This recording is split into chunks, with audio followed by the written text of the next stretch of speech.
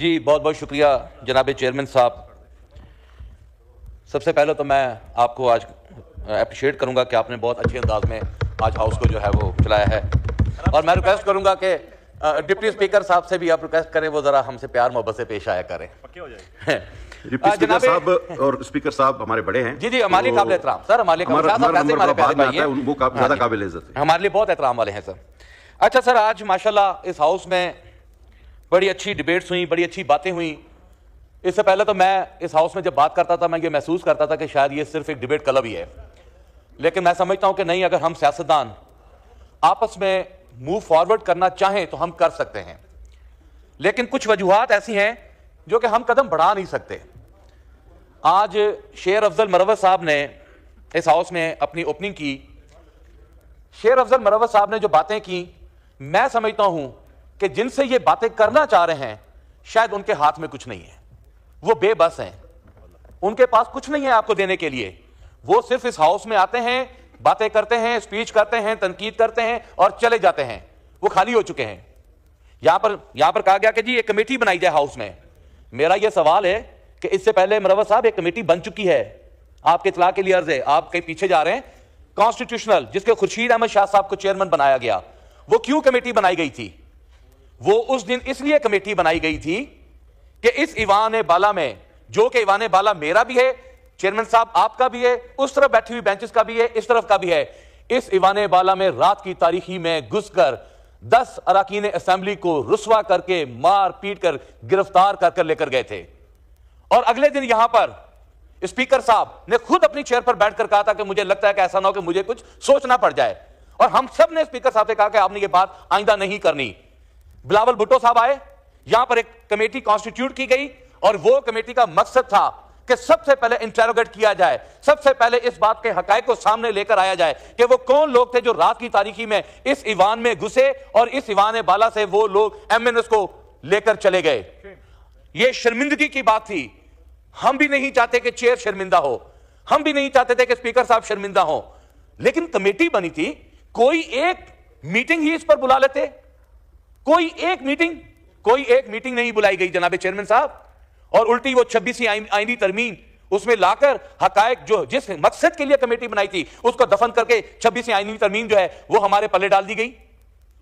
جناب اسپیکر صاحب, اگر یہ حکومت سنجیدہ ہو بات چیت کرنے پر, تو جس دن اس ایوان میں ہم لوگوں نے حلف لیا تھا, ہم نے سب سے پہلے ایک تقاضا کیا تھا کہ جناب اسپیکر صاحب 9 مئی کے اوپر جوڈیشل کمیشن بنایا جائے. میڈیا ٹاکس میں بیٹھ کے یہ تقاضا کیا گیا تھا.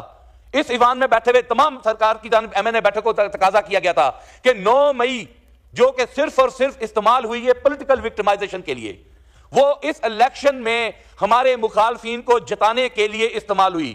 جھوٹے مقدمات بنائے گئے, ہمارے دوستوں کو انوالو کیا گیا, ہماری فیملیز کو انوالو کیا گیا, پورے پنجاب بھر میں کریک ڈاؤن کیا گیا. صرف اور صرف مقصد یہ تھا کہ پاکستان تحریک انصاف کو الیکشن ہرایا جائے, دہشت گرد بنایا جائے, دہشت گرد تنظیم بنایا جائے. لیکن جناب اسپیکر, میں پاکستان کی عوام کا شکریہ ادا کرتا ہوں کہ عمران خان نے انہیں ایسا شعور دے دیا ہے کہ انہوں نے بند ڈبوں میں جا کر جب مہریں لگائی اور بتایا کہ 9 مئی کا آپ کا بیانیہ 8 فروری کو ہم نے دفن کر کے اس ایوان میں بھیجا. جناب اسپیکر, اس ایوان میں آ کر ہمیں کون سی عزت مل گئی, کون سی ایسی تکریم مل گئی؟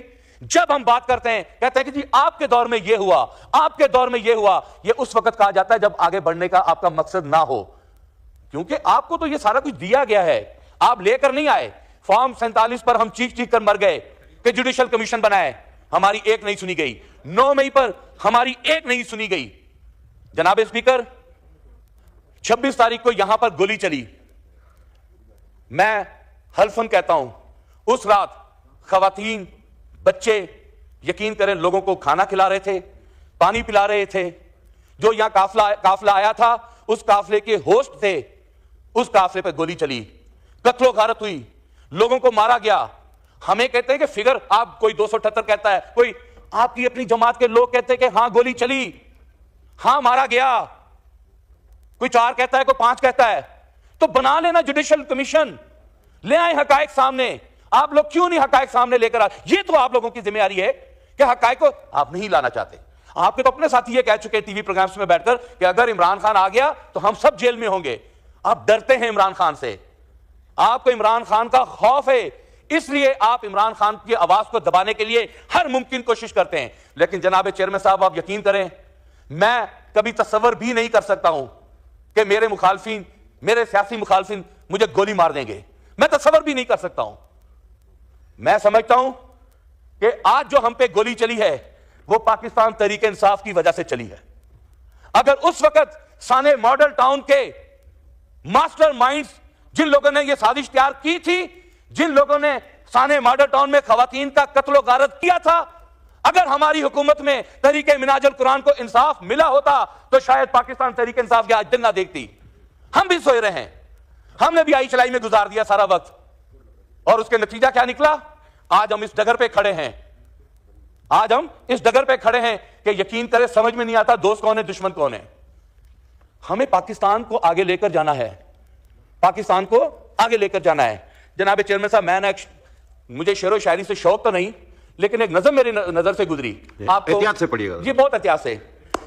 سنا ہے جنگلوں کے بھی کوئی دستور ہوتے ہیں، سنا ہے جنگلوں کے بھی کوئی دستور ہوتے ہیں، سنا ہے جب شیر کا پیٹ بھر جائے وہ حملہ نہیں کرتا، سنا ہے جب تیز ہوائیں چلتی ہیں تو مینا اپنے بچے چھوڑ کر کوے کے انڈوں پہ بیٹھ جاتی ہے، سنا ہے اگر کوئی پل ٹوٹ جائے تو سانپ، گلہری، چیتا، بکری ایک تختے پر بیٹھ کر پانی پہ بہتے ہیں.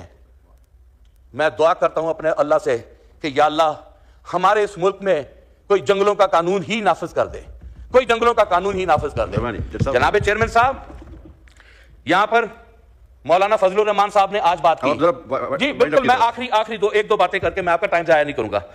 مولانا فضل الرحمان صاحب نے آج جو باتیں کی، مجھے ان حقائق کا نہیں پتا تھا کہ مولانا فضل الرحمان صاحب مدارس کے حوالے سے کیا چاہتے ہیں. میں سمجھتا ہوں کہ ایڈوانس ٹیکنالوجی، ایڈوانس ایجوکیشن میں ہمارے دینی مدارس کو انوالو ہونا چاہیے. ہمارا بہت بڑا ریشو جو کہ اپنی فائنینشیل حیثیت کی وجہ سے اسٹڈی نہیں کر پا رہا، پڑھ نہیں پا رہا، وہ مدارس میں جا رہے ہیں. میں فلور آف دا ہاؤس پر ریکویسٹ کروں گا کہ مہربانی فرما کر آپ لوگ جو ہیں مدارس کو جو ہے وہ رجسٹر کریں اور انہیں آن دا ریکارڈ حصہ بنائیں کسی خوف و خطر سے. شہریار افریدی صاحب کی میں ایک بات آپ کو بتانے لگا ہوں. جناب چیئرمین صاحب، یہ ایک حقیقت بتا رہا ہوں. میں نے جس دن میں شہریار افریدی کے پاس آیا، میں نے کہا شہریار افریدی مجھے تم ایک بات کا جواب دو. اس نے کہا کیا؟ یہ میں فلور آف دا ہاؤس پہ بات کر رہا ہوں. میں نے کہا تم نے ثناء اللہ پہ پرچہ کیوں دیا؟ تم نے کیوں اس پہ جھوٹا مقدمہ بنایا؟ میرے مخالف ہیں، سیاسی مخالف ہیں، احترام اپنی جگہ پہ. شہریار افریدی مجھے کہتا ڈاکٹر صاحب اٹھیں، میں نے آپ سے یہاں نہیں بات کرنی، باہر آئے. ہم دونوں اٹھے. شہریار افریدی گیا، اس نے وضو کیا اور قرآن شریف میرے سامنے رکھا اور قرآن شریف سامنے رکھ کر ہاتھ رکھ کر کہا کہ یہ مقدمہ میں نے نہیں دیا، یہ مقدمہ میں نے نہیں دیا. اور مجھے یہ اطلاع عمران خان صاحب نے دی اور میں نے عمران خان صاحب سے پوچھا کہ آپ کو کیسے پتا چلا؟ انہوں نے کہا جی مجھے میڈیا سورسز اور مجھے ٹیلی فون کالز آئیں کہ اس طرح ثناء اللہ کو گرفتار کر لیا گیا ہے. اس کے حقائق میرے سامنے لے کر آئے. جناب اسپیکر، NA100 کا MNA اپنے مخالف ثناء اللہ کا آج اس فلور آف دا ہاؤس پہ میں کہتا ہوں کہ یہ حقائق سامنے لے کر آئے. کون تھا جس نے ان پر FIR دی؟ کون تھا وہ جس نے ان کو جیل میں ڈالا؟ کون تھا جس نے ان کے ساتھ زیادتی کی تھی؟ یہ حقائق وہ بھی لے کر حکومت کی ذمہ داری ہے. اور میں ڈیمانڈ کر رہا ہوں، میری ڈیمانڈ اس لیے ہے کہ ہم ایک حلقے سے ہیں. میں اپنے حلقے میں ہونے کے ساتھ ساتھ یہ فرض سمجھتا ہوں کہ میں اپنے ساتھی کی آواز اٹھاؤں، اپنے مخالف کی بھی آواز اٹھاؤں. چیئرمین صاحب، اب آپ دیکھیں پلین صاحب وہ انتظار کر کے آپ جائیں اپنی سیٹ پہ. آپ سے وائنڈ اپ ہو نہیں رہا. چلیں، ہاں اس کو وائنڈ اپ سمجھیے بات. چلے جی وائنڈ اپ کرنے دیں. جناب چیئرمین صاحب، میں فلور آف دا ہاؤس پہ 26 تاریخ کی جو گولی چلی ہے، جو کہ state prime minister of Pakistan کے احکامات پہ یہ گولی چل سکتی ہے، میں فلور آف دا ہاؤس پہ ڈیمانڈ کرتا ہوں کہ 26 تاریخ کا آپ کو جوڈیشل کمیشن بنانا ہوگا، 9 مئی کا جوڈیشل کمیشن بنانا ہوگا، اور اس کے بعد انشاءاللہ تعالی یہ ایوان بھی آگے چلے گا، ہم بھی آگے چلیں گا، پاکستان بھی آگے چلے گا، اور ہم سب آگے کی طرف بڑھ کر اس پاکستان کا نام روشن کریں گے. اور آخری بات، عمران خان کے علاوہ آپ اگر یہ سوچتے ہیں کہ پولیٹیکل اسٹیبلٹی آئے گی، یہ ناممکن ہے. آپ لوگوں کو ہوش کے ناخن لینے ہوں گے. اگر آپ نے خان صاحب کو ریلیز نہ کیا تو میں سمجھتا ہوں کہ پاکستان سیاسی تعامل کا مکمل نہیں ہو سکتا. تھینک